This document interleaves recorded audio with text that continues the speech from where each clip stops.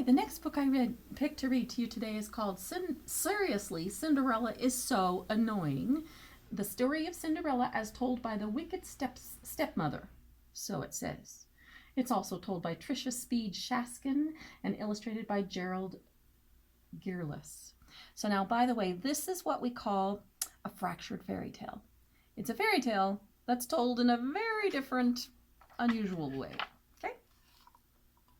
Seriously, Cinderella is so annoying. You must have heard of me, the wicked stepmother? Not true. It's just another one of Cinderella's wild stories. Not as wild as the one about the pumpkin and the fairy godmother. The real story, the true story, began with some chatter and some dust. All I ever wanted was a husband and a mansion. Before I married Cindy's father, my two darlings and I had met Cindy only a few times. The girl had seemed normal then. After I married Cindy's father, my darlings and I moved in. When I had just one foot on the front step, my dear husband kissed me goodbye and said, "I'm off for business." "He leaves often," Cindy said, "but the animals stay put. They talk, they joke, they sing, they even help out, especially the bluebirds." Now, I don't mind a story, but I like facts, not fiction. Soon the girl was talking all kinds of hokey pokey. "Once upon a time," Cindy said, "one of the bluebirds became blue. Not the color, the feeling. His friend had flown south. My darlings and I were stuck near the front door. I just wanted to put away my bags, and that's when I saw it. Dust." "Dear, is this whole house dusty?" I asked. "I don't know," Cindy said. "I'll give you a tour." In the dining room, Cindy told stories.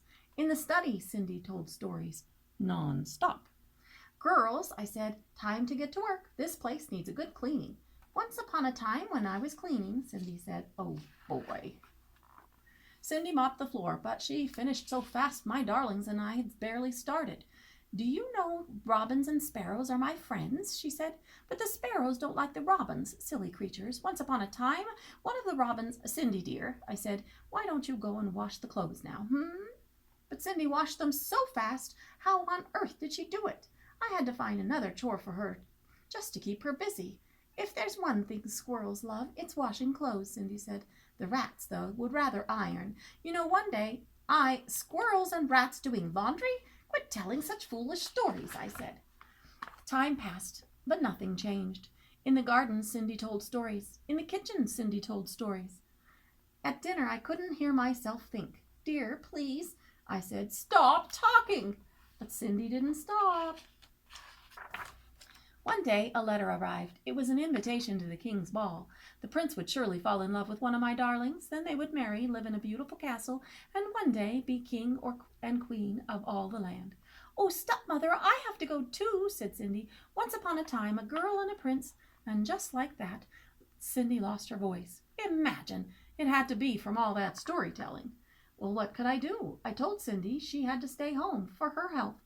She cried, of course, but a ball was no place for a sick girl. She needed rest. Sometimes it's hard being a stepmother. At the ball, my darlings twirled, they whirled, but then some strange girl waltzed in. Her gown was magnificent. I couldn't take my eyes off it. I wondered how much it cost and if my seamstresses could copy it for me.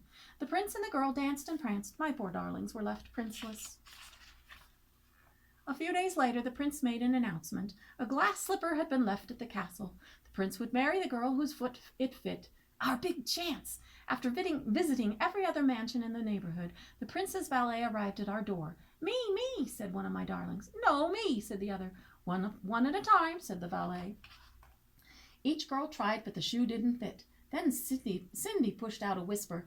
"Please let me try." The shoe fit. Cindy pulled the match out of her pocket. "What?" my darlings cried. Cindy pushed out another whisper. She said something about a pumpkin coach and mice that turned into horses. She even added a fairy godmother. Please, there is no such thing. But I still don't know where she got those shoes. A few days later, the prince married Cindy. Poor man. He had no idea what he was getting himself into. But we lived happily ever after. The end. There. Now there is a fractured fairy tale. Have a nice day. Talk to you next time.